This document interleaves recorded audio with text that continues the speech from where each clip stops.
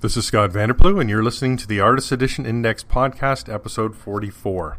I went down to the St. James Infirmary, found my baby there, stretched out on a long white table, so sweet, so cold, so fast. Thank you for joining me once again for All Things AE, where we take the written word from aeindex.org and bring it to life, or voice at least, on this monthly podcast. We'll be looking at, two reviews I did this month, Comic-Con at Home 2020, some crowdfunding that occurred, letters, sales, and our monthly poll. All right, let's get into it then. You can find the Artist Edition Index at aeindex.org, as I mentioned. As well, we're on social media, Facebook /Artist Edition Index, and Twitter at AEindex, Instagram at AEindex as well. I tried to go back and change that Facebook.com to AEindex, but I don't seem to be having any success with that. And if I can change it, but then I lose the Artist Edition Index. So, I don't know. I should have been more smooth when I registered everything. But I started with Artist Edition Index and then found you couldn't do that on Twitter, and then what do you do? All right. Let's get into the news from this month. That is just wrapping up. I'm recording this on July 31st. And a week ago, last weekend, there was the Comic-Con at Home 2020 panels, right? It was all virtual, and there were two panels that related to artist editions. The first one was Jim Lee's X-Men Artist Edition Spotlight. Wow, I can't believe I did that. It's interesting they called it Jim Lee's X-Men Artist Edition, not Artists Edition as the books are called. That was hosted by Dirk Wood and had Scott Dunbier, Scott Williams, and Jim Lee. So they talk about a few upcoming books that we already know about, and then talk at length with Scott Williams about his career in inking, and then Jim Lee and his career. So it's interesting if you like either of those creators or you like a recap of what's happening in 2020 from IDW. Then we got into the panel IDW in 2020 and Beyond, which was hosted by George Jean Gustines, John Barber, who's the IDW editor-in-chief, and then we had Chris Ryle, who's the former president, publisher, and chief creative officer. He had resigned the week before, but this panel, from what is being said, was recorded in late June, so there was a bit of a month delay there. So we got to hear some things from Chris Ryle. He says there's a 5-week Artist Edition event planned for 2020, but no further details were provided. I'm speculating that that's to celebrate the 10th anniversary of the format. I'm certainly hoping that's what it is. Otherwise, is it just going to be announcements for upcoming books? Because that would be disappointing. Let's hope it's a real celebration and we get to see a variety of things. Scott Dunbier and I talked about the 10th anniversary at the beginning of the year, and he was planning some things, but we have yet to hear any details. So there you go. As well, Ryle says 75 artist editions have been published. And I looked at my chart and thought, no, that's not right. So then I took the master index and sorted it, and there's been 72 artist editions and artifact editions published to date from 2010 to 2020 now. There are 3 more scheduled for release this year. That's the Michael Golden, the Jim Lee, and then the EC covers. So that would bring it to 75, but there's not 75 published, there's 72. So I know it's easy to lose track of these things. Then I thought to myself, wait a second, are they adding in artisan editions? Because those are reprints, maybe not. Maybe they're only talking about artisan editions that had new material, and then suddenly the number wasn't 75, so I gave up. I think they're going with 72 published and 3 more to be released this year. Let's go with that. Anyway, it's posted on the site. The videos are right there for you. My notes are there. You can pop on and watch those. Otherwise, you can search them on YouTube, but I think it'd be a lot easier just to go to aeindex.org and read the post. All right, which brings us to crowdfunding. I did a crowdfunding post. I normally do a monthly solicitations post, but when there's a month with no solicitations from Diamond, I don't do the post because there's nothing to say. Interestingly, this month saw a new book announced from P. Craig Russell and Wayne Allen Harold, and that was P. Craig Russell's Symbolist Fantasies and Other Things. It's going to include a lot of material. Some stories that he's finishing just for the book, so that's going to be pretty awesome. 12 by 17, same format as the other Wayne Island Herald Fine Art editions of P. Craig Russell.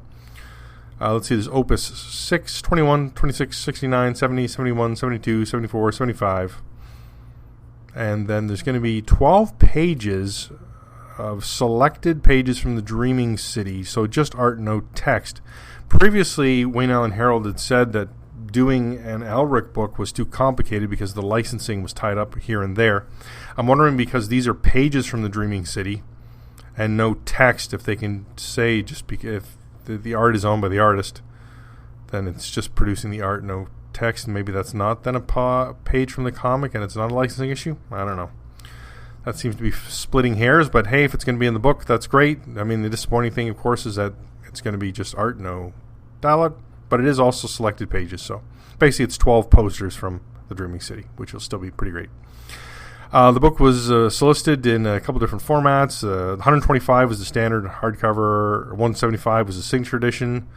For $275, there was a sketched edition, and then there was another deluxe sketch edition that had 3 sketches, but that sold out right away. Check the site, and you'll see links to this. This is an Indiegogo campaign, and I'm pretty sure because it's Indiegogo, you can still go there and order. Let's see. No, it looks like it's closed.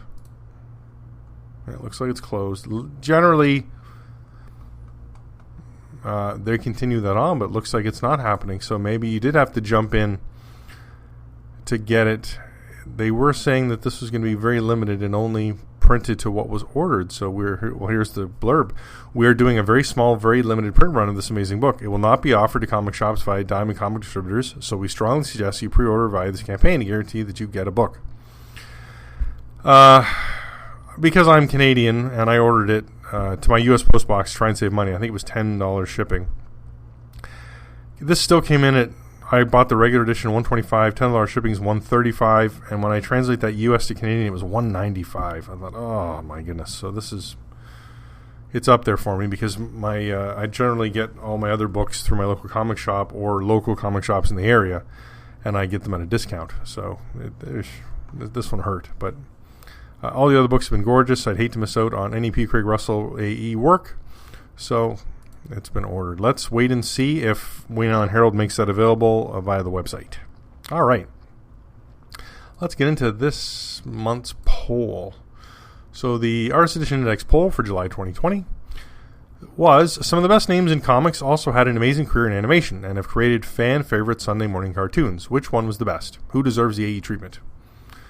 So our choices were Alex Toth for Super Friends, Bruce Timm for Batman the Animated Series, Doug Wildey for Johnny Quest, Jack Kirby, Thunder the Barbarian, and Jerry Eisenberg, Plastic Man Comedy Adventure Hour. Now, I did find out later that Jerry Eisenberg also worked on Super Friends, but didn't want to split hairs there. This comes from our Patreon patron, David Jacoy, who is always generous enough to provide the survey questions every month, and then he gives me some links to Heritage. And I generally have to change a few of his links, but he's pretty great. And then we put the art up on the site, and you get to compare. Looking at this material, I'm surprised. We've got Bruce Timm for the win at this point. I mean, there's still time to vote, but 25 votes for Bruce Timm, 18 for Doug Wildey, 17 for Alex Toth, 4 for Kirby, 1 for Eisenberg. I would love an AE of any of these materials, but the Doug Wildey pages just scream gorgeousness. I don't know what people were doing voting for anything else. Now the Toth breakdowns, I mean, Toth's just gorgeous as well. But I don't know. Did Tim do a lot of artwork for the animated series? I don't know. So I don't know what we'd get with a volume like that. But I think people are just voting for who do they like best. I know people like Batman the Animated Series, but the poll really wasn't which cartoon did you like best. It was, which artwork would you like to see in a book. All right. As always, the polls stay open. What did I have? I had about 7 old polls that I had to go back from last year, and the software wasn't working properly. I have a WordPress. This is a WordPress site, and I have 3 different polling plugins running, and the one just wasn't working, so I got rid of it. Forminator is what I'm using for all current polls. But unfortunately, I have to use WP Poll for the Scott Dunbier Awards, because Forminator doesn't have you can't close the voting. So because I like to close the voting and show the results, I have to use a different program. So I've asked Forminator repeatedly if they'd had some closing date to it, but they don't. All right, that's the poll. Let's look at reader mail this month. Basically, I got 2 emails this month. Got one from Ruben C. I won't give last names. I said that before. And he asks, my name is Ruben, and I'm in the market to purchase an IDW Kirby book that I'm not sure which one I should get. I'm trying to decide between the 3 Marvel Kirby books, Fantastic Four World's Greatest Artist Edition, and Thor, the Mighty Thor. Right? He says, I'm partial to the Fantastic Four myself. I'm a high school art teacher, and I intend to show the work to my students, so I'd really value your input. Which book has the best Kirby art? I know the FF book is the smaller book, but maybe the art is better. I'd really value your insight as I decide which one to spend my teacher income on. And I think we all can recognize that when you go to buy one of these artist edition books, it's a major investment. And you think, eesh, do you want to get a dud? No, that's one of the reasons I have this website, so that you can go and you can say, you can look at 20, 30 pictures of the book and see 40 to 60 pages of the book and get a good idea of what you want to buy. I did reply back and said it's a preference. I mean, I like Twice Up art, and if you like, my favorite Kirby is the Heroes and Monsters book, because it's that early. I really like that earlier Kirby. The Thor stuff is nice as well. It's the line's a bit cleaner, maybe simpler. I said that Fantastic Four Arts Edition with the Synod inking is that seems to be the pinnacle of Marvel Mania Kirby art. So that may be what you want to go, but I would do the Heroes in. So, as he said, those are the options. And then I had an interesting email from David D. And he says, years ago, my old pal, Mitch B., gave me a page of original comic book art from X-Men 99 for my birthday. Mitch even had the artist, the co-creator of the new X-Men, Dave Cockrum, sign it to me. I have had the page ever since. Fast forward to New York Comic Con 2019. IDW is prepping a Dave Cockrum X-Men Artifact Edition and was looking for the original Cockrum X-Men pages to include in the book.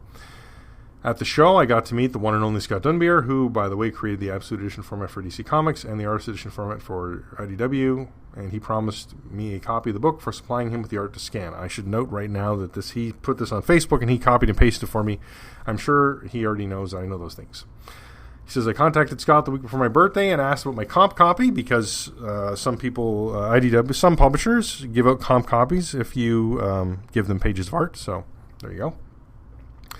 And by the way, I get a special thanks in the book. How freaking cool is that? Scott says, no worries, your pal Lou from the art group gave me your address and you'll have it next week. And the book arrived on his birthday. And if you're wondering what all this birthday stuff is, if you flip through the book and you'll see there's a page that says, to David, happy birthday, Dave Cockrum. That's the page that David D is talking about. So that's kind of neat. Just a full circle there. All right. That's the letters. Anytime anyone wants to drop me a question, I will gladly answer it. I have all the books, so we're up to 116 AE format books, and then the reduced size books as well.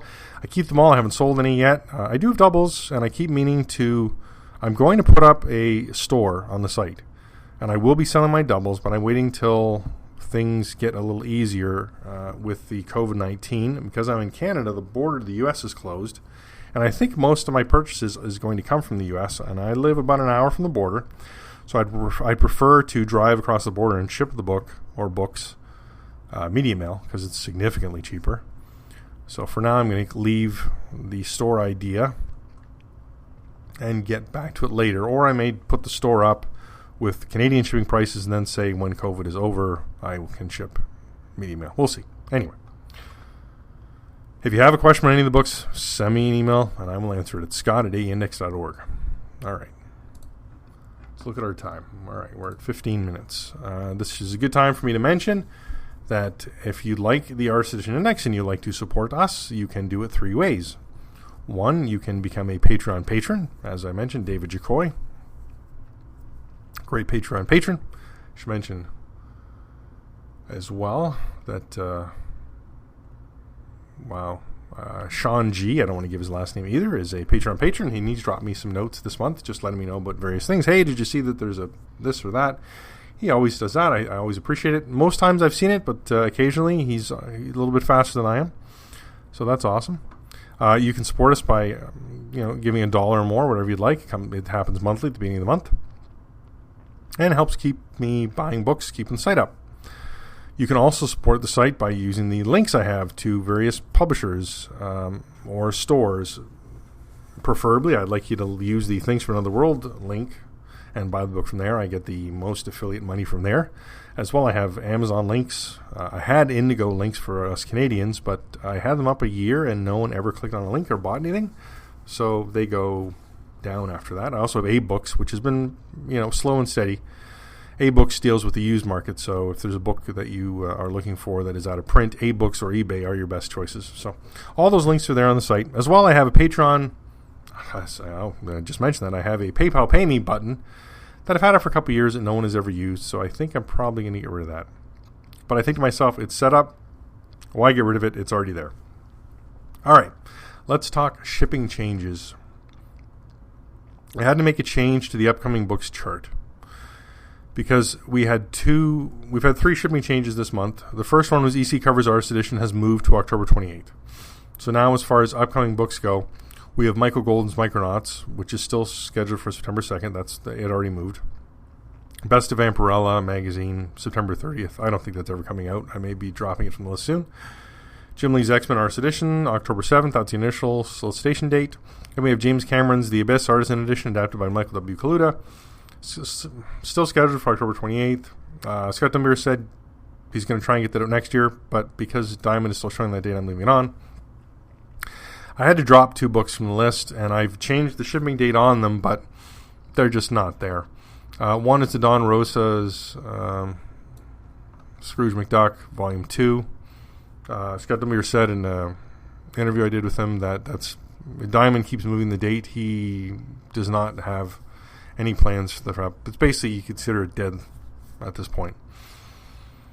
And then the other was the Fantastic Four Artisan Edition. The date moved to January 27th, 2021. It's a 6-month move, so that sounds like a Diamond move to me and not a publisher move. When it's still in the catalog and Diamond has an issue with it or doesn't think it's happening, sometimes they'll move it out 6 months. That's what's been happening with the Vampirella book, and now it's happened with this book. So those are the shipping changes, and that's why you may have gone onto the chart recently and went, what? Where'd Scrooge McDuck and the art of that Fantastic Four Artisan Edition go? That's why. And the other was the Indiegogo campaign that I just mentioned, the P. Craig Russell Symbolist Fantasies. Because that's being released crowdfunding, and that's scheduled of May 2021, there's no point in putting it on the list. I'm not sure I'm going to be putting things on the list that are more than, I think under 6 months is what I'm going to keep the list on. And as things get closer, then I'll add them back to the list if they're still actually shipping. All right, that's shipping changes. Let's talk out-of-print sales. We had no print sales information for June because nothing was released in June. Now I'm just saying that with that tone in my voice because I don't believe anything was released, but now I'm going to the Artist Edition Index master list and checking release dates. Yeah, no, Dave Cockrum's X-Men Artifact Edition shipped, but Diamond has not released any sales data, and that is why I do not have the sales for that information. Interesting. I was listening to a podcast with John Jackson Miller who was saying that sales data that's one of the things with the COVID, that Diamond hasn't been releasing sales data as they were before. Maybe they'll catch up to that. Let's hope so. All right, let's talk out-of-print sales. Alien, the Illustrated Story, the original art edition, 4 copies sold for an average of $76.65. This is having a renaissance, this book, and I don't know where it's coming from. All right, 1 copy of Dave Gibbons' Watchmen Artifact Edition sold for $100. 2 copies of Dave Stevens' Rock Artist Edition first print sold for an average of $192.63, and 1 of the second print sold for $99. 5 copies of David Mazzucchelli's Dreadful Born Again Artist Edition sold for an average of $241.90. So we're seeing, boom, the price is going back up on that, even though the Artisan Edition came. I think it's because the Artisan Edition has sold out, had another printing, and sold out again, but I don't think it's sold out again. I think the second printing is what's available right now. have to check on that later. Or perhaps the artisan edition just shows how great it is to have the artist edition for that book. 2 copies of ElfQuest Gallery Edition sold for an average of $80.98. 1 copy of Frank Cho's Savage Wolverine Artist Edition sold for $145. Man, that's quite a bump from recent sales. 3 copies of Frank Miller's Daredevil Artifact Edition sold for an average of $141.67. 1 copy of Frank Miller's Sin City: The Hard Goodbye Curators Collection sold for $123.85. So undercover still. Wow, years later, still undercover. 1 copy of Gene Colan's Tomb of Dracula Artist Edition sold for $220. Whoosh, that's out of nowhere. 5 copies of Gil Kane's Amazing Spider-Man Artist Edition sold for an average of $84.74. 5 copies of Jack Kirby's Fantastic Four Artist Edition sold for an average of $88.90. 1 copy of Jack Kirby's Marvel Heroes and Monsters Artist Edition sold for $86. Wow, well undercover. 5 copies of Jack Kirby's The Mighty Thor Artist Edition sold for an average of $103.21. Wow, again undercover. 1 copy of Jim Lee DC Legends Artifact Edition sold for $130. 6 copies of Jim Starlin's Marvel Cosmic Artifact Edition sold for an average of $80.76. 4 copies of Joe Kubert's Tarzan and the Lion Man Artist Edition sold for an average of $86.23. 1 copy of John Buscema's Silver Surfer Artist Edition sold for $125. 3 copies of John Byrne's Fantastic Four Artist Edition sold for an average of $145. 1 copy of John Byrne's X-Men Artifact Edition sold for $125. 3 copies of John Romita's The Amazing Spider-Man Artist Edition Volume 2 sold for an average of $118.68. 2 copies of Lone Wolf and Cub Gallery Edition sold for an average of $108.98. There's a book that languished for a while. $99.99 cover price and now is selling over. Mike Mignola's Hellboy and Hell and Other Stories Artist Edition, second print, 1 copy sold for $149.99. I don't know the appeal of the second print other than the cover is white. I don't get it. You can pretty well always get the first print cheaper online than the second print. 2 copies of Sergio Aragona's Grew the Wanderer Artist Edition sold for an average of $119.22. 2 copies of Spawn Vault Edition sold for an average of $327.50. So there's that crazy spike again for Spawn Vault Edition. 1 copy of Star Wars Dark Times Gallery Edition sold for $50. 1 copy of Steranko Nick Fury Agent of S.H.I.E.L.D. Artist Edition first print sold for $139.99. 1 copy of the Book of Ballads, the original art edition, sold for $84.99. So overcover. 2 copies of The Prisoner Artist Edition. Original art edition. Sold for an average of $68.98. 2 copies of Usagi Jimbo Samurai and Other Stories Gallery Edition sold for an average of $102.49. No copies of The Artist seem to appear online. This is like, it seems, this Usagi Jimbo, The Artist and Other Stories Gallery Edition seems to be one of those very hard to find books. Not seeing online sales. And then somebody someone else, I did get an email this month. No. Social media question. Someone asked me that I had reviewed Bill Sienkiewicz's Mutants and Moon Knights and Assassin's Artifact Edition, and was I willing to sell my copy? So I said no. But interestingly, there were no sales of that online, and when I looked again just recently, no copies were available on eBay for this book. So Bill Sienkiewicz's Artifact Edition could be one of those very hard to find books because basically people aren't selling. Interesting. All right, let's look at our 2 reviews this month. First review, Calvin and Hobbes, Sunday Pages, 1985 to 1995. Let me give you the blurb, which is actually from the introduction of the book. This book was published in conjunction with the first exhibition of original Calvin and Hobbes Sunday Pages at the Ohio State University Cartoon Research Library. Although the work was created for reproduction, not for gallery display, was a pleasure to see the cartoonist's carefully placed lines and exquisite brushstrokes. In an attempt to share this experience with those who were unable to visit the exhibition, all of the original Sunday Pages displayed are reproduced in color in this book so that every detail, such as sketch lines, corrections, and registration marks, are visible. On the opposite page, the same comic strip was printed in full cover. Because Watterson was unusually intentional and creative in his use of color, this juxtaposition provides Calvin and Hobbes readers the opportunity to consider the impact of color on its narrative and content. Reprint books of Calvin and Hobbes are nice to have, but the opportunity to see the original art and read Bill Watterson's thoughts about it is a privilege. He generously shared not only the art, but also his time and his thoughts. When I first reviewed the works included in the exhibit, I knew that everyone who visited it would begin with laughter and end with tears. This book is 10.7 inches by 9.5 inches, so it's bigger than any of the other Calvin and Hobbes treasuries because they're mostly more like a comic strip, so wide and thinner. $16.99 USD, pretty cheap. 96 pages. So we get a decent introduction by Watterson, talking about just the work. And then we get the series of pages. It's really just as the introduction said. You got the original art on the left, which, as they mentioned, they've just scanned the original art just like the artist editions. 9 years before an artist edition appeared. and then printed the original art, printed the printed copy on the right side. So just boom, boom, left, right, left, right, left, right. That's how the book goes. And then you've got Watterson's comments about the strips underneath, which are pretty great.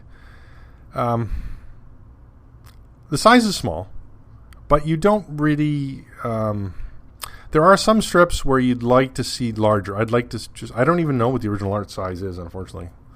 But some of the strips where he goes into real detail on a Sunday, you'd really like to see something blown up. But if it's a strip that... a lot of panels where he's reduced the background, and focusing on the foreground, those produce nicely. And there's a really great collection of strips here. I like Calvin and Hobbes. Last month I reviewed the second book. I guess I should have done them in order, because the second book is much different than this book. It's that long, wider, thinner, more pages, and I think this one shines far more than the second Calvin and Hobbes exhibit book. Just straight art. Boom, boom, boom, boom, boom, boom. I would like to see even the follow-up to this, if we could. I'm not sure what Watterson's... would he want to provide the comments as he did with this one. But again, an artist edition of Calvin and Hobbes would be amazing, right? There's 10 years of strips, so it's, 520-something Sundays, so far too many, but still be worth seeing, especially with the dailies. I mean, my goodness, what a treasure. All right, go online, check out the scans, photos I have of the book, and judge for yourself. But if you like original art, you should pick this up. Second book I reviewed was 13, so XIII La Version Irlandaise. So it's the Irish version. And here's the blurb. The keys to 13's identity. Who really is 13, the most famous amnesiac in comics? Jason Fly, son of an American journalist murdered by the Ku Klux Klan? Kelly Bryan, Irish terrorist? These two men once climbed a mountain. Only one came down. Which one? Is it the journey of these two boys, their friendship, and their last tragic face-to-face that the Irish version tells? Volume 18 of the 13 series. Find the pleasure of admiring the work of Jean Giraud in this large format black and white edition. Now, I added in parentheses Édition Noir Et Blanc, because that's how Dargaud prints these otherwise, because I reviewed the Jean Giraud Blueberry books. I've reviewed 3 of the 4. Question in my voice again, because let's have a look. Pretty sure I reviewed 3 of 5, because there's Dust came out, right? So let's have a look. We got Mr. Blueberry, which I reviewed. We got Ombre sur Tombstone, which I reviewed. We got Geronimo Lepatch, which I reviewed. Okay, Corral and Dust. Yeah, so there's 2 more to go of the 5 that have been printed so far. And those are very clear the way they have a little introduction. They talk about Noir Blanc. This book didn't have any of that. It's got you open it up, the colophon doesn't even have the title of the book. There's just some text. There's Jean Giraud and John Van Ham both give thanks. Just a quick sentence, hey, for thanking, and it indicates this is a limited edition of 2,999 copies, and my copy is 1,620. So this is €20. I'm not sure what that translates to dollars. It's something like $22, and Canadian, it's 30. I paid $35 for the book at a bookstore in Toronto, because they had it in. So that's, these aren't normally carried. I have to order them online, so I was thankful to see this in a store, so I picked it up. It's all the scans, the original art, but it's the Dargaud way they do it. I think they trim the border down, so they've just got the border of the art. There's never any margin notes or things in the margins, so I think they do some trimming. I'm not sure if this is original art size. I think I've discussed that in the previous reviews for this from Dargaud. The book is 30 by 39 centimeters, which is 12 inches by 15.5 inches. So it's a good size. I mean, I'm pretty sure this has got to be close to original art size. And it's really nice Jean Giraud, a.k.a. Mobius art. I noticed there's less inking in this book than we've seen with the Blueberry books. So I guess there was more reliance on color and what would be happening with this. We do see some shadow work. Not a lot of blacks.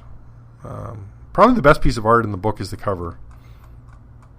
Just because of the, we see the gradients in the blacks and this white pencil, and it's just gorgeous artwork of the cover. But the artwork inside is amazing. I mean, it's Jean Giraud. Come on. And the cost for this is just, so low. It's unbelievable. If you want to pick up, I've been picking up some French AE format style books. And, these books sell, they normally start at over 100 euros. And the ones I want, are like 200 euros. So with shipping, I've looked at some of these and it's 350 Canadian to ship. I mean, I just can't do it. So maybe one day, but not any of these days. So while that's happening, man, I applaud Dargaud and their ability to put these out in such an affordable format. So thank you. So please pick that up. Hard to find a copy of this. This came out in 2015. As I said, I found it in a bookstore. It does seem to be available on Amazon France. So if you're in Europe, I would suggest that route. If you're in North America, Stuart Ing Books seems to have it. They want $40 US for it. I have not looked elsewhere online, but I will do so. All right, that's it for me for this month. Thanks for joining us. Again, shoot me any question at scott@aeindex.org. Everything we've talked about appears in print at the website, aeindex.org. And please either support the site via our affiliate links, so ordering any book from any of the links I have on the site, or become a patron for as little as $1 a month and keep the lights on and keep me buying books. Thanks, and we'll talk again next month. Let her go, God bless her. Wherever she may be, she can search this wide world over. She'll never find a sweet man like me.